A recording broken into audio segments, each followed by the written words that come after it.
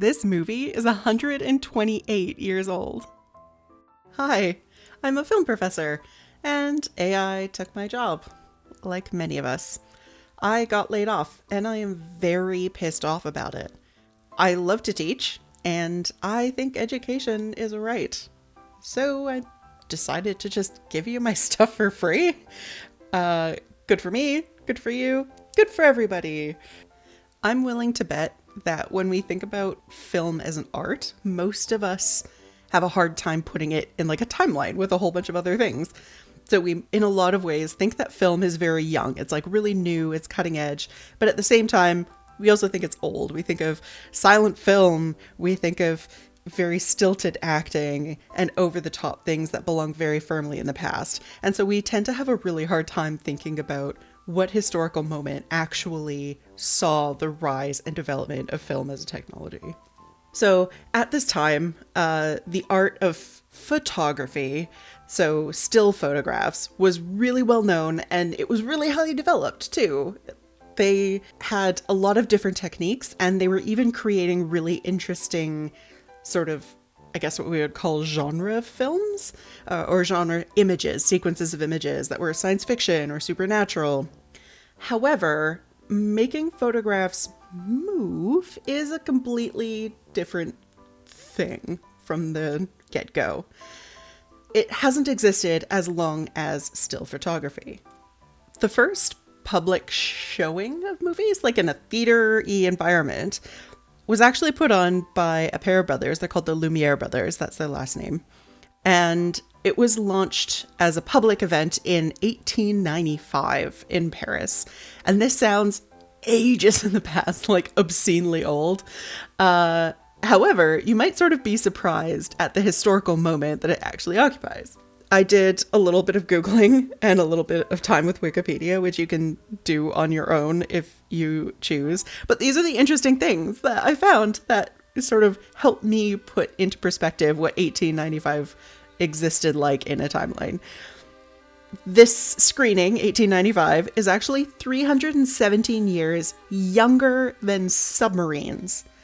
112 years younger than sparkling water as a product you can buy. 52 years younger than the fax machine, which I found very surprising. And 18 years younger than the aux cable connector. It's like the little headphone jack that you use to connect your headphones. Or if you are old enough to own a car that's, older than some Gen Z people we know, then you'll remember what an aux cable is by having to feed the aux cassette into the cassette player. At the same time, movies have been around for a surprisingly long time. So they are young. Yes, they're younger than a lot of things we think of as being relatively recent, but they're also pretty old. And even movies in color are pretty old. Since film has been around, they've had films in color, films with special effects. So the first special effects movie was filmed in 1902, which is only 7 years after the first presentation in Paris. We had a 3D movie in 1922, which I think is really awesome. We did technically have 3D things before that, but this is like a movie filmed in a specific way that you needed a lens to look through that would help you see it in 3D, kind of like the glasses that we all wear now in theaters that make our eyes hurt. Film is really old as well. So it came before a lot of things that we see as really essential and really ubiquitous in our world. Movies are older than medical penicillin, like the basic antibiotic that is dispensed at your doctor's. It's older than paperback books, which surprised me. It's older than chocolate chip cookies. That recipe wasn't invented until well after. And most importantly, thank you to some anonymous Reddit user that I feel a strong kinship to, it is older than the Swim Ups drink bar, and it is older than any tiki bar. So even though we usually count, I guess, film time as starting in the 1890s in Paris, the race to make pictures move or appear to move was everywhere across the Western Hemisphere. Everyone was fascinated with this idea that maybe we could give the impression of movement made out of still things. And people all over Europe and all across the Americas, North and South, were thinking of different ways to make this happen. And there were lots and lots of strategies and techniques that came into existence that successfully made this work. So we have things that are composed of actual movement in space. So we have things like zoetropes that make an object movement translate into a picture movement. We have flip books, we have stereoscopes, and my absolute favorite, for very obvious reasons, we have the photographic gun. And yes, it's shaped like an actual gun, like you hold it up to your eye and aim at the thing that you want to film, and then you press the trigger, and then the film like runs through, and then it captures that image in a series of frames, all on a celluloid-like object. So all of these different technologies and many, many more, we're all following this sort of pipe dream or this mirage of getting flat images to appear to move. It was everywhere at the time. However, the actual grandparent of what we see now as the movie camera was made by a guy who had a wildly ambitious and I think slightly pretentious name. So his name was Louis-Aimé Augustin Le Prince. And he developed a camera that had multiple lenses. So it had 16 different lenses, and each of those lenses could take a still frame roughly at an equivalent pace as the others. So that resulted in producing 16 still images per second of a single object or a single thing in focus. And then it could put all of those still images onto a strip of celluloid, which was basically the parent of what we now have as a film strip that was used forever onward until digital. And that was in 1890. So the actual film camera that could film the vast quantity of images that we needed to make an actual film strip only came into being like 5 years before the Lumière brothers sort of refined it and made all the technology to project it. 1890, the great granddaddy of the movie camera. 1895, the very first presentation in public of an actual movie. And then from there, the film industry went absolutely bananas. People freaked out, everything changed, and from there, it was, well, this is super corny, but I guess we could say it's history. So that first Lumière presentation was a display of 10 films. And that sounds like a really long display. I mean, most people can't even sit through a whole one film without getting up to pee or get a snack or something. Can't imagine 10. However, this was slightly different because at the time, films were between, 35 and 50 seconds long. And that was because of the actual physical restrictions of the recording and the projection material. So that was basically as much as they could handle. These 10 films, and I've actually, if you're interested, I strongly suggest that you watch them. They're more interesting than you think, even for someone who doesn't know too much about the film industry. But please check them out. They're all on YouTube. They're all publicly available. They are well past the age of public access. So please watch them wherever you can get them. The very first movie on the top of this billing was called Workers Leaving the Lumière Factory. Yeah, that Lumière. I guess it was a little bit nepotism-y, but what isn't these days? So the list of the films that they created, they featured, I guess, documentaries, like real-life things of workers leaving their factory. That was just, they could set up a camera and just watch people be people. But it also featured an equal amount of comedies. So they were making this sort of experience that people already loved from stage shows and books and plays, and they just sort of went, we want all of this, but technologically advanced. So they made them into movies. This raft of 10 shows went wildly popular, and the Lumière brothers took this show on tour all across Europe, all across the Americas, and they ended up in Cairo. So they sort of made a full tour of what was considered the sort of available populace at the time. Unfortunately, we would expect that the brothers went crazy with their fame and did a whole bunch of really cool film stuff and just, invented all of these technologies and all of these strategies, but they didn't. Unfortunately, the brothers did what we now look back on as a very stupid business move, and they saw themselves as a flash in the pan. They officially said, and I quote, "Cinema is an invention without any future," end quote. They refused to sell the technology called the Lumière cinematograph that made all of this possible. They refused to sort of give any of their stuff to anyone else. They refused to make more movies. They sort of bailed out and didn't think that the technology could have anything else that it could possibly offer. They had maxed out the capability of cinema, and they just started an actual photographic company with cameras and film and all that kind of stuff. So they just spent the rest of their days dealing with still photography. But do not fear, because even though the Lumière brothers had sort of GTFO'd, other artists were absolutely trying to sort of grab onto this technological marvel that the Lumière brothers had created. And so this new technique was going nuts everywhere. Most artists were trying to figure out how to make a movie happen, and to make it happen for longer than 35 to 50 seconds from a photography position. These scientists and inventors were sort of all working within this semi-closed environment. So they were taking each other's ideas and doing something new and trying all of these different strategies and iterations.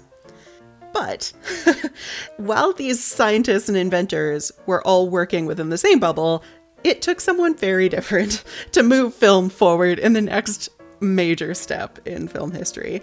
And it actually took a magician, like quite literally a magician. And we have finally come to one of my favorite figures in early film history, because I think he is really awesome.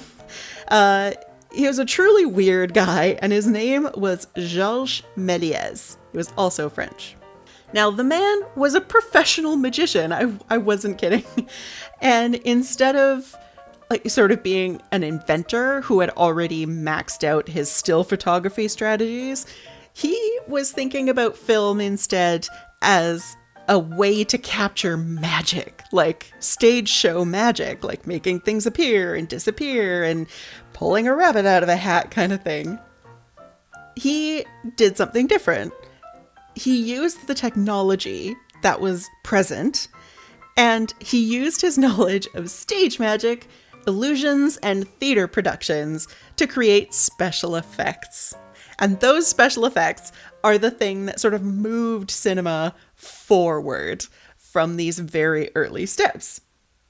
Méliès used all of these things to unlock what we call the narrative potentiality of film.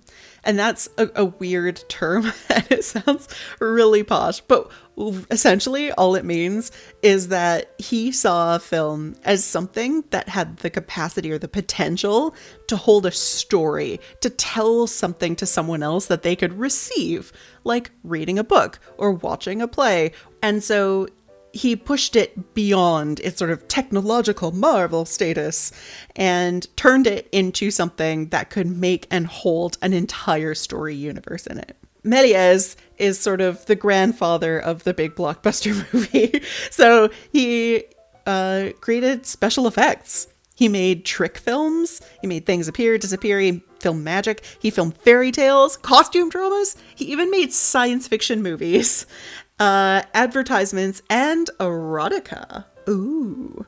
And even though you probably did not recognize the name of Méliès, which is completely normal and very fine, you will probably recognize some of his images. So some of the things that came out of his films. There's this one image, for example, from his very first ever feature. It's called The Trip to the Moon. And it's one of the most iconic still frames in film history. You'll see it on posters for film festivals. You'll see it referenced in all kinds of movies everywhere. You'll hear people talking about it, or it'll just be sort of hanging in the back of an art shop. And now that you know to look for it, you'll sort of recognize that genetic relevance that Méliès still has to this day on modern art. But this clearly neurodivergent magic man did not just stop at making influential, innovative story movies. He recognized that there was a limitation in film and cinematography. And this limitation was the sensitivity of the film itself and the camera. So like the celluloid film, like a film strip that they had at the time, was photosensitive. And photosensitive is another big fancy word, but all it means is it's sensitive to light. And that once it's exposed to light, a change will be made to the film that cannot be undone. This is how you record images through light. However, this also means that the balance of light and dark in what you're filming has to be really carefully organized. If, for example, you have too much light, you're just going to get a washed out, overexposed frame, which is mostly like a white frame with maybe some floating eyeballs or something really dark if there is something that makes a shadow. If it's too dark, you might just get a wash of black and it'll be really hard to make out the different shapes. If the contrast between black and light is too stark, you might not be able to see the things that are light at all. It might just wash out the whole thing and you'll just get these weird shadowy blob shapes. So you have to be really careful about how you're going to film something and where the light is coming from. In addition, the actual physical movie cameras were also fairly sensitive. They were relatively early technology, and sometimes if they got, sort of knocked or slightly moved when you were filming, it would do weird stuff to the image, or you couldn't edit it out or couldn't make it work in a story. You might knock a lens or get something on a lens that would throw the focus out, which meant that movie cameras were usually best operated on a still tripod. So they put a little handle in the ground and then put the camera on top of it and not touch it so that they could get a consistent, organized shot. There are, of course, exceptions, but this was the sort of common way in which to do it. This means that most cinematographers or movie makers had to wait until the right time of day, in the right weather, and the right angle, and they had to get everything perfect just to get the shots the way they wanted them. Méliès, however, basically said, "Screw you, nature, you're not the boss of me," and he invented the film studio, like the great-grandfather of the film studios that we use now, big film lots. So he actually, on the back of his property, made a massive greenhouse where he could add lights and he could move shades and create depth of light and shadow sort of regardless or in addition to what the actual weather was doing. Apparently it was really, really warm working in there as well, as you can imagine. But I guess you have to give up some things for the sake of art, especially if you're doing it in the early 1900s. At the same time, Méliès wasn't actually satisfied with this level of control.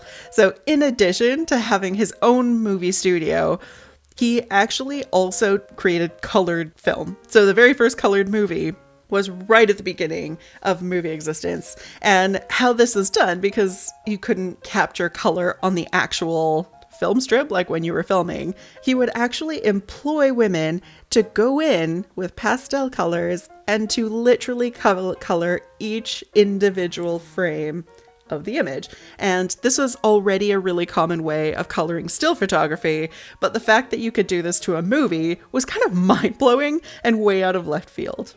I do wish at this point to point out that, as I sort of mentioned in passing, the people doing this were all women. And unfortunately, these women are not recognized. We still don't know their names. We have no idea who they were, and we have no idea even if they were appropriately compensated. And unfortunately, this is a trend. So this trend of colorizing went on well into the later years of animation, and unfortunately was common practice in some of the studios that we know and love. The mouse studio that we're all aware of actually had a problem with this as well in their own past. So many of the male animators would sort of make their sketches and then they would hand it off to a group of women who would then ink the images, draw the actual lines, and then they would color them and they would trace them and bring them to life and make copies of them that were required for animation. Unfortunately, however, these women were not recognized necessarily. They were definitely not compensated for the amount of work that they did as compared to their male counterparts. So their amount of recognition and pay was unfortunately very low for the amount of work that they did and the amount of impact they had on the film industry.